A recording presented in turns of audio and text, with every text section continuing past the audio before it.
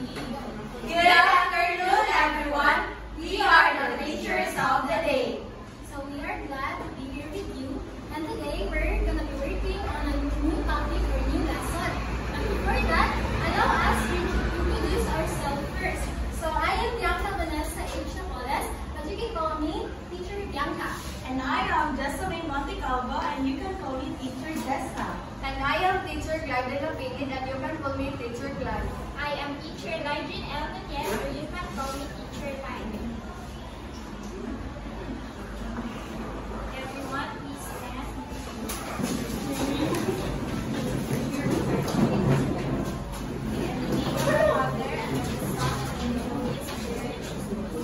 Our Father, who art in heaven, hallowed be your name. Your kingdom come, on earth as it is in heaven. Give us this day our daily bread, and forgive us our sins, as we forgive those who sin against us. And not bring us to the test, but deliver us from evil. May everyone please sit down. For your attendance, kindly raise your hand and say present. Annalie, present. Rana, present. Teacher. Evie. Mariel. Frankie. Present. Eileen. Present. Jocelyn Grace. Present. Abigail. Present. Charlie. Present. Kristen. Present. Joyce Bell. Present. Ryan. Present. Sherry Ann Milan. Absent. Daniela. Present. Jamai. Present. Winnie. Present. Reisha. Present. Sarah Jane. Present. Mikaela. Present. Cherry Ann. Present. Juliana Ann. Present. Daphne Ann. Present. Marty. Present. Charlotte. Present. Rainier. Present.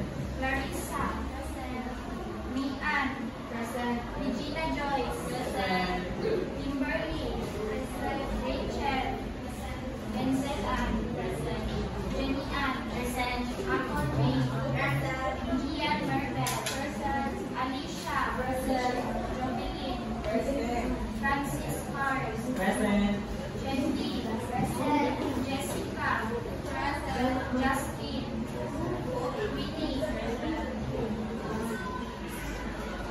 Okay, so before we start for today's lesson, we have a classroom rules here. So the first one is respect everyone. We should be kind and respectful to others. And then the second one is be responsible. If you're given a work or task, do it on time. The third one is stay safe. You should move safely. Lastly is do your best. Focus and always try your best. Alright, so again, good afternoon, everyone. Good Okay, so before we proceed, let's see if you still remember the previous lesson that you had. What was all about? Yes, Annalie? How life sounds and means the problem. Very good. Let's give Annalie very good clap. So let's go. 1, 2, 3. 1, 2, 3. Very good, very good, very good. Okay, everyone. 1, 2, 3. 1, 2, 3. Very good, very good, very good. Alright, so now you will going to okay, so we will going to play a game called Show Me Your Hand Sign. So what was the game called? Show me your hand sign. Okay, so listen carefully, student. No, so I will say a statement and then you will show me the correct hand sign. So here are the signs. So if the answer is light, you will going to point your finger upwards like this. And if the answer is sound, you will going to cup your hand to your ear like this. And then if the answer is hit, you will going to rub your hands together. Did you understood? Yes. You really understood and thumbs down if not. Okay, very good. So now,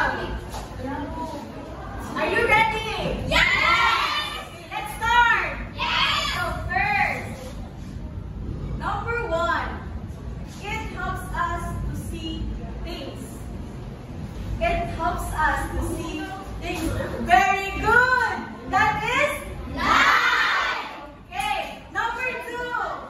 It can travel through water. It can travel through water. It can travel through water. The answer is excellent. Number 3. It makes your hand warm. Again, listen carefully. I will repeat, no? It makes your hand warm when holding a hot cup. It makes your hand warm when holding a hot cup. The answer is very good. Number 4. It always moves in a straight path. It's always moved in a straight path. The answer is light. Amazing students. Number 5. Okay, number 5. It can echo of mountains or walls. It can echo of mountains or walls. Okay. The answer is sound. The last one is it bounces off mirrors. It bounces off mirrors. Okay, so the answer is light. Good job, everyone. And let's give ourselves a round of applause.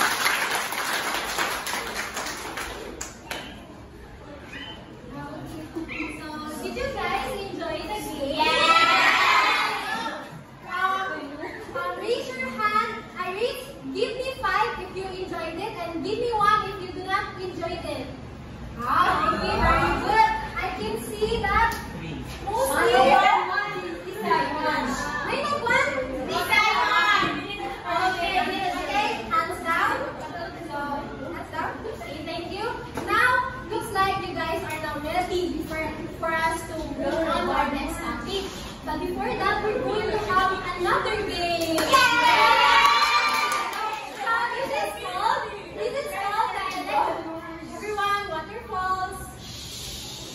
So this game is called Electricity and Magnet Pictionary. So what you're going to do is we're going to have groups. The group 1 and the 2. So what we're going to do is you're going to pick among your group a representative who's going to whose group. Wait for my instructions. Who's good at drawing? Because those 2 representatives will going to draw here in the illustration board. Okay? Everyone, waterfalls.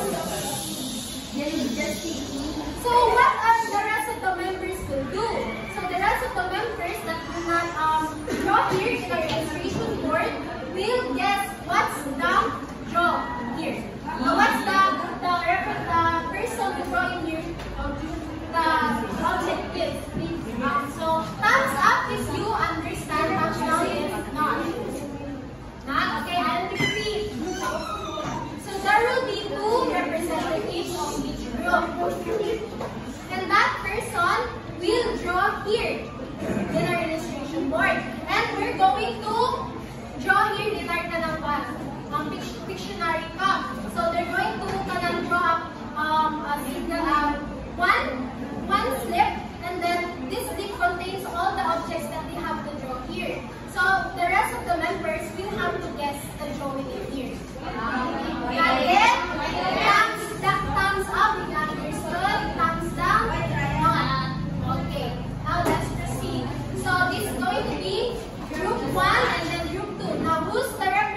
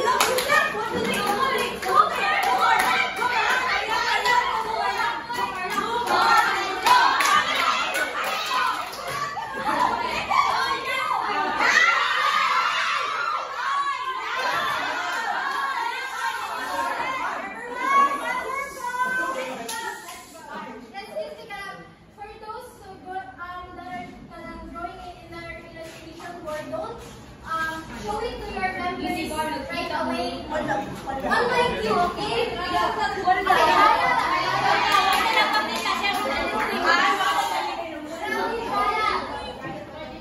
You can show it right away. Partner, just stay in the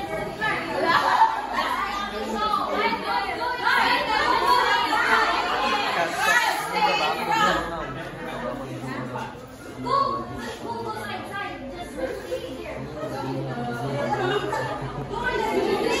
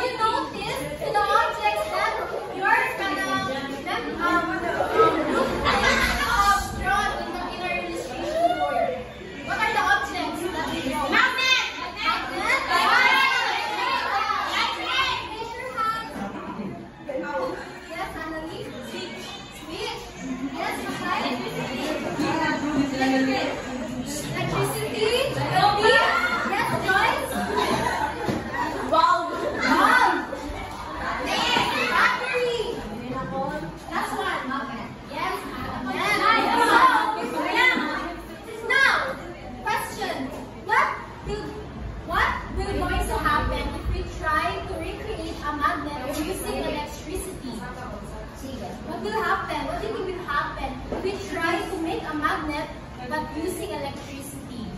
So in this next segment, we're going to have an experimentation. So we're going to recreate a magnet but using electricity. Now, with the same group, it's going to be the group 1 and then group 2. We're going to create an electromagnet.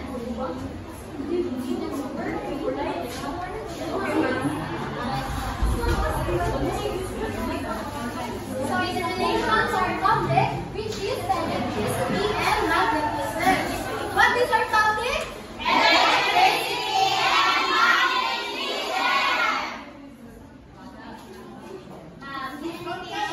Now, I'm going to give you the things that you're going to be needed in our experimentations today. So, everyone, please create a circle. But with your instruction, if I say 1, you're going to stand up. 2, you're going to create a circle among your groups. And then third is, you're going to sit down. Thumbs up if you understand. Okay, now 1. Up. 2.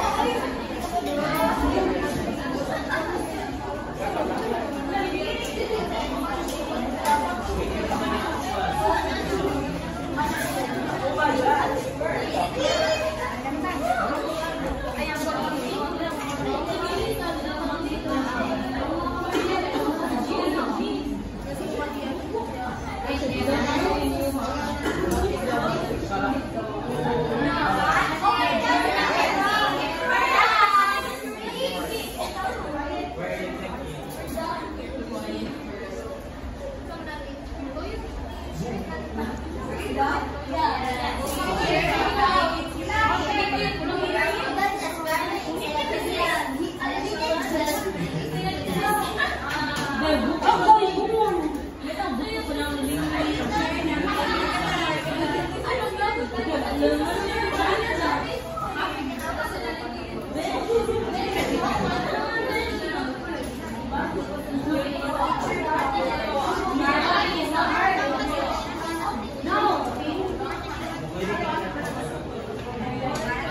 now, is everyone done collecting the batteries? Yes. Now, using the thumbtacks, try if it will attract the thumbtacks.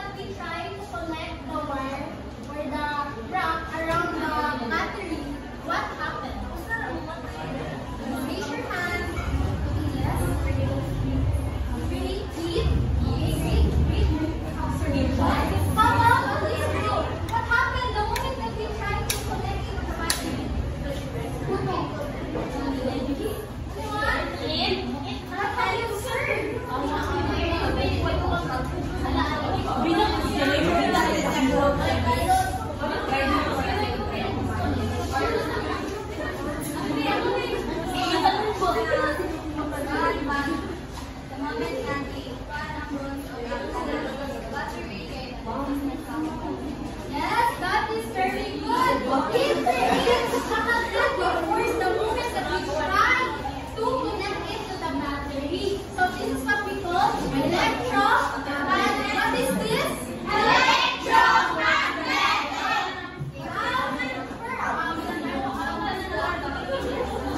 Okay, wonderful. Okay, now, so I want everyone to go back to their seats. But first, same instructions are here. 1, stand up. 2, go back to your seat. And then 3, sit down. Okay, 3.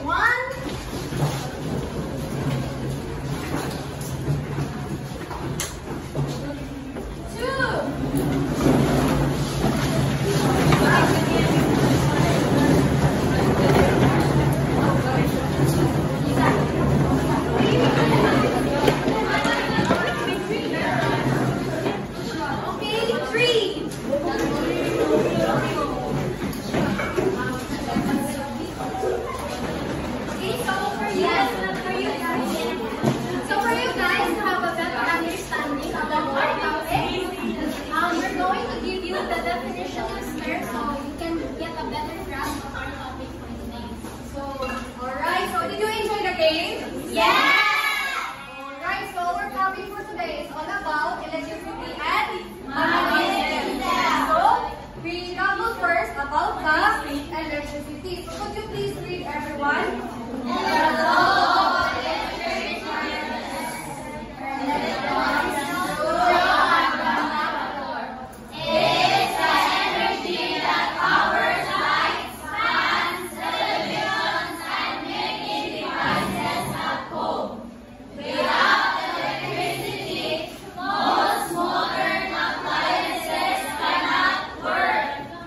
Alright, so electricity means that the energy is made from, it is made by moving tiny particles and electrons, and it travels through the wire. Next is static electricity. Could you please read everyone? It is the temporary imbalance of positive and negative charges on a material surface caused by the transfer of electrons, often through friction. Alright, static electricity is when the green charges build up an object, and it usually happens when two things rub together. Next is current electricity. So could you please read everyone? This is the continuous control flow of electrons along a path or conductor, enabling devices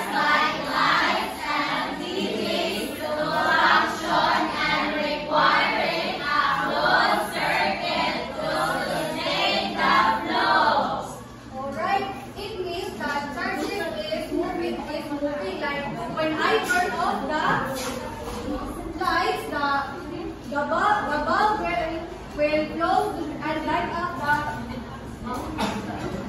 the next is electricity may be used for several purposes. So electricity has a purpose. The first one is light bulb.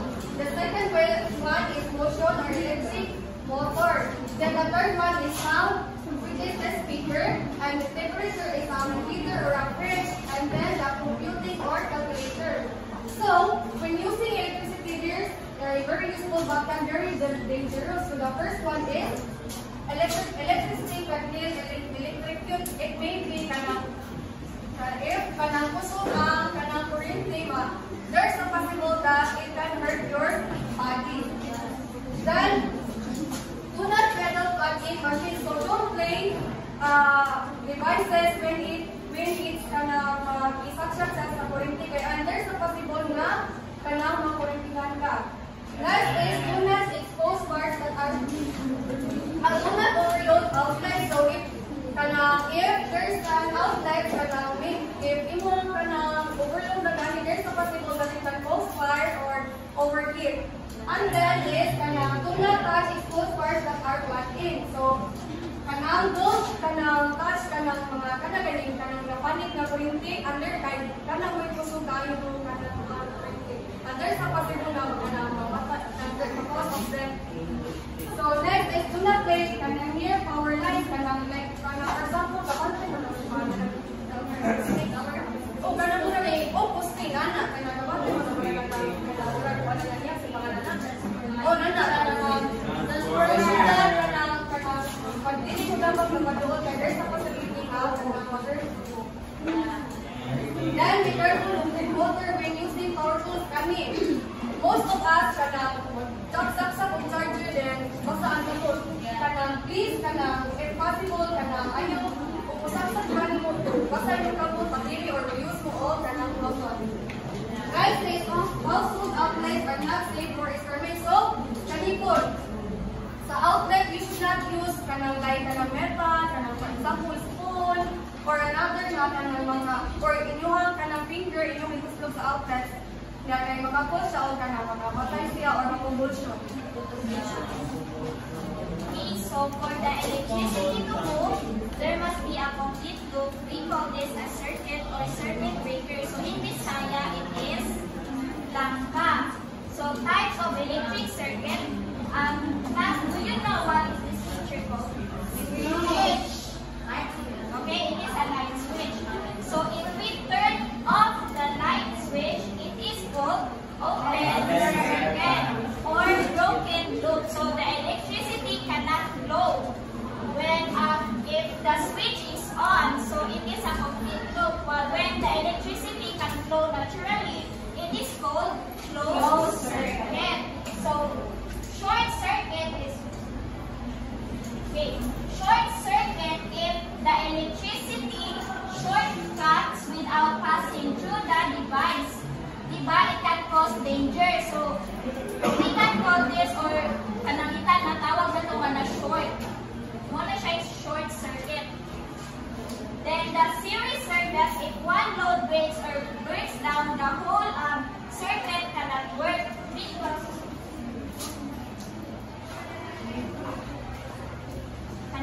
this one, because the electricity is connected. So, if one breaks, the whole circuit cannot work. For example, the Christmas lights.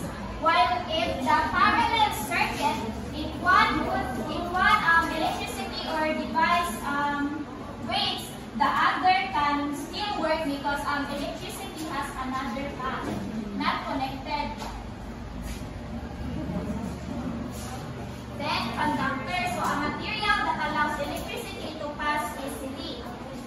So there are types of conductors. All metals are conductors: copper, gold, brass, aluminum, silver, steel, or iron. Insulator, it blocks the electricity or it keeps us a danger, such as rubber, plastic, and wood. And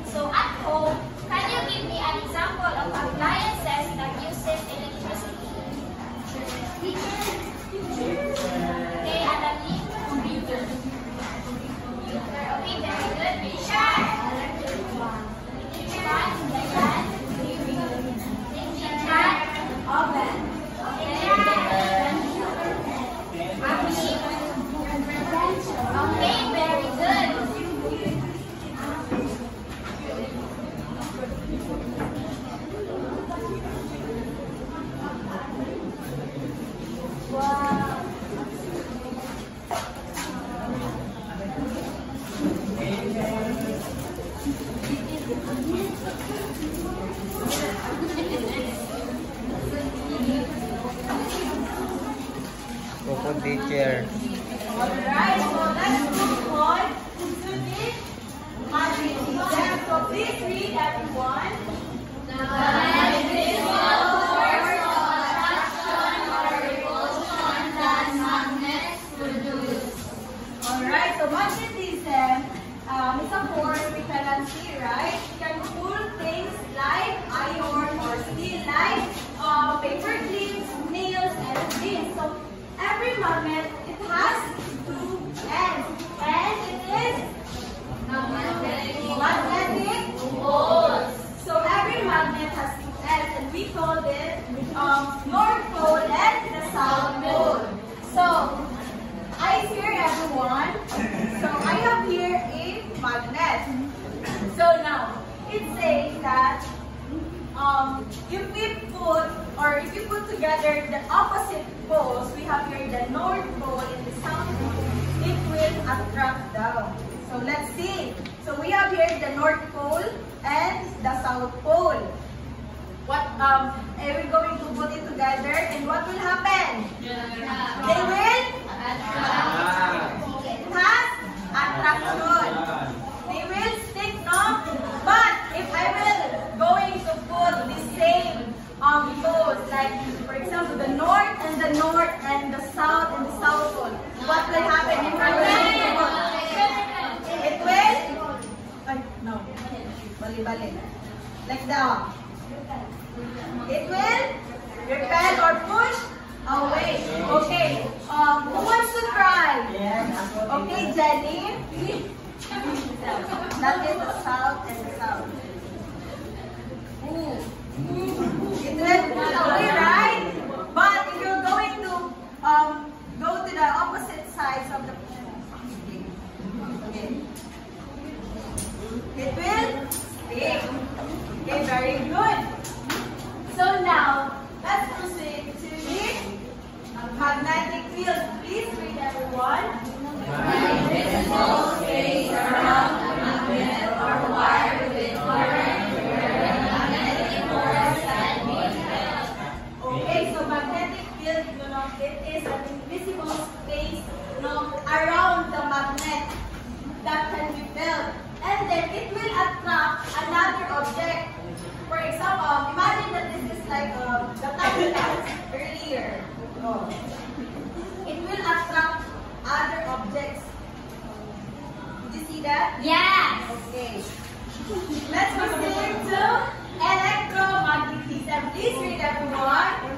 The principle that shows the relationship between electricity and magnetism. It means that when electric current flows through a conductor, it produces a magnetic field.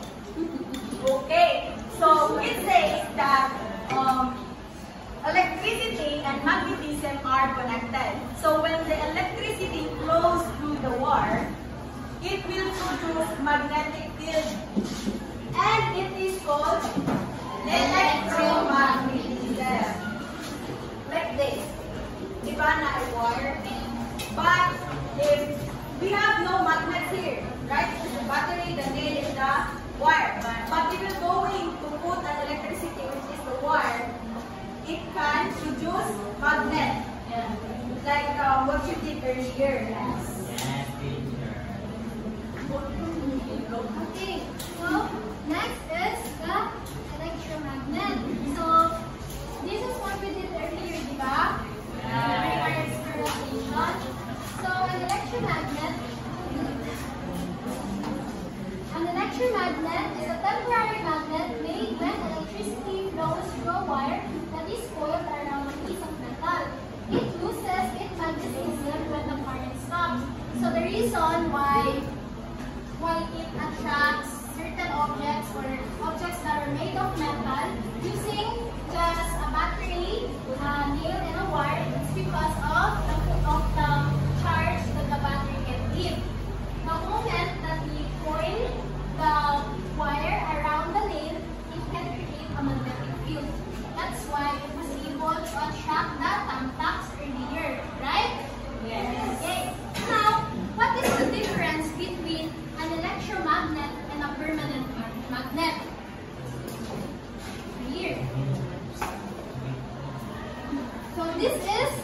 electromagnet. And then this one is the permanent magnet. So their difference is that a permanent magnet, you cannot manipulate it. You cannot control it. You can't control it when it will attract or not. But an electromagnet, you can manipulate it. You can turn it on or off. And then, next is the strength of an electromagnet depends on several factors. Number one is the number of coils. So the more wrappings that we did, the more that it will have a strong attraction to certain objects. The more that it will attract more objects. And the next is the strength of the current wire. So the more that we're going to use a lot of batteries, the more that it will be stronger. And then next is the type of core that we're going to use. So we use copper for our experimentation earlier. Now, electromagnets are very useful in everyday life because we can control them when we turn on and off. So example is electric motors. Okay, everyone, please read. Appliances such as fans, washing machines, and vehicles use electromagnets to turn electricity into movement. So this is an example of an electric motor. So electric motors are used to certain machines that are used in our everyday life, so we can manipulate it or control it. Next is trains. Everyone read. Yours. Everyone. Electromagnets are used to move heavy pieces of rock, metal easily. So this is an example of trains. So trains are used in industrial works. So for those, you can see that when there's any construction work where a certain people trying to build buildings, you can see these kinds of vehicles, right? So these are used to move heavy metals so they can transfer it place another place. Next is doorbells. When you press the button, electricity flows through a coil, creating a magnetic field that pulls the small hammer to strike the bell. And this is an example of a doorbell. So that is why doorbells was able to produce a sound. It is because of the electromagnet inside it. Next is speakers. Electromagnets vibrate having material to produce sound from electric signals. Same goes with speakers, but it was able to produce sound because of the electromagnet inside. And then that is magnet trains.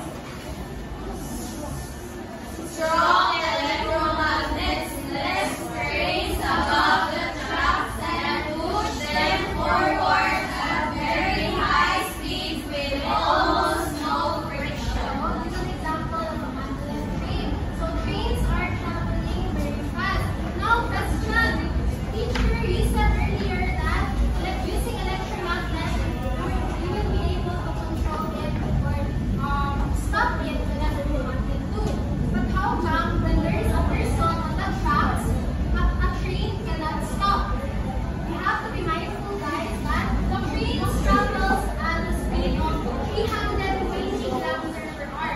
So the moment that the driver hits the brake, it will create more damage to those passengers in the train than over to the person that is stuck on the tracks. That's why a train cannot stop immediately, even though there is a person stuck on the tracks. Okay? Okay, now, since that is our topic now, electricity and magnetism, so who can give me an example of a thing that uses electromagnets? An appliance, or it could be an appliance at home where it uses electromagnets. Yeah. What was that? Yeah. Raise your hand. Yes, Kayla. Refrigerator. Yes, very good. Refrigerator, yes. Oven toaster.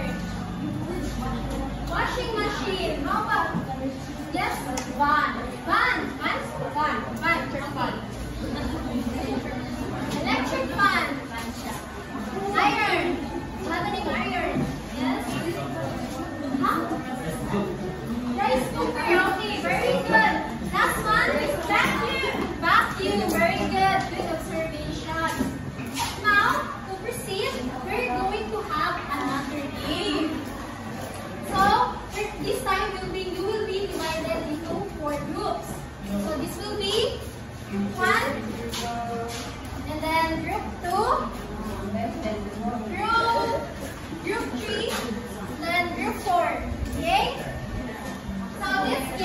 called electromagnet quest.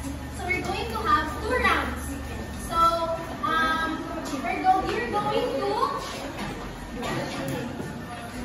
we're going to draw a stick here in our 2 maps, so the round 1 and the round 2. So for round 1, we're going to only have 1 circulation. So one question per group.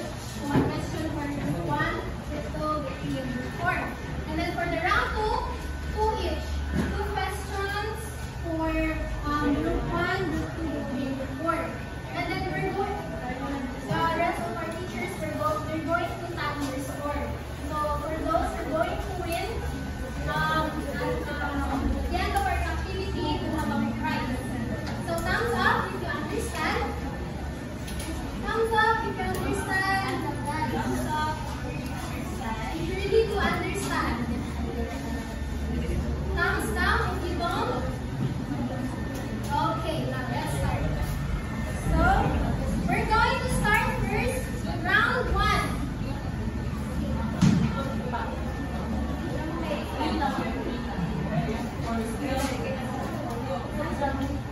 Read it aloud and take your answer.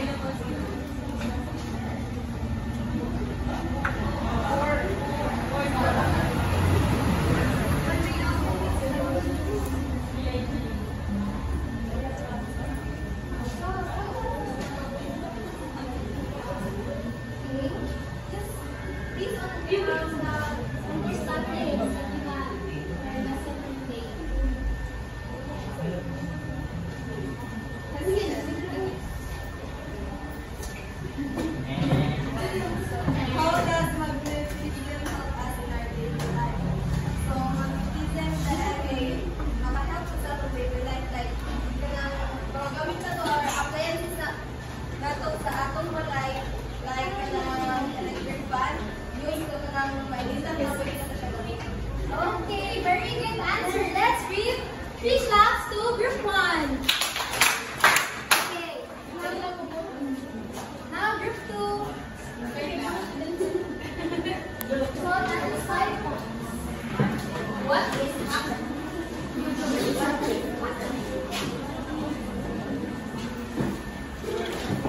There is a time limit.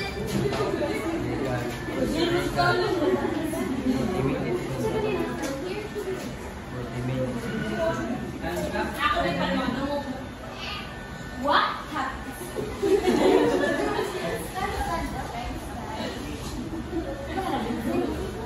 10 seconds remaining.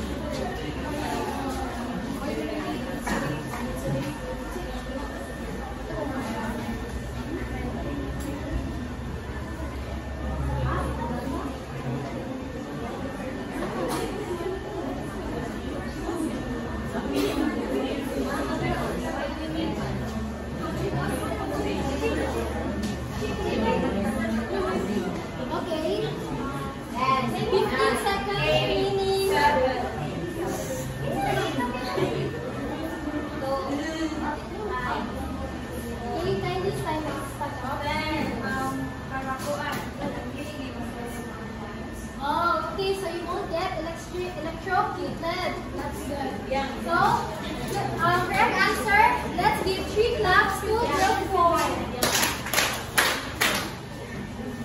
Okay, now let's proceed.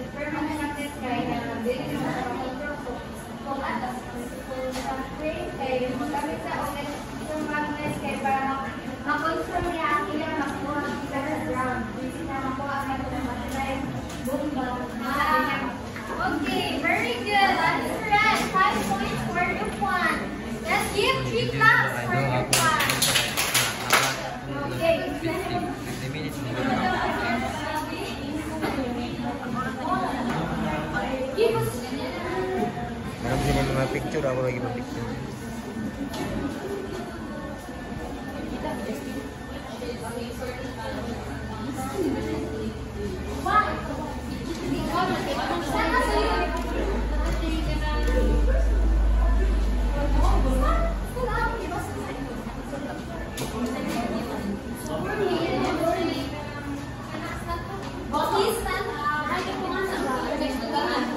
Installation and sana ganin na siya i-handle ba mga kapagpapan sa Yes, so you won't get burned. Okay, very good. That's 5 points for group 2. 3 claps for group 2.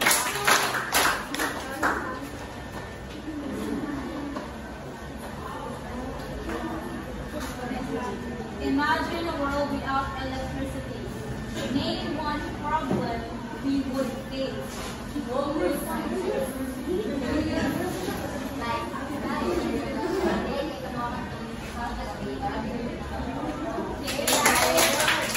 5 points for group 3. Last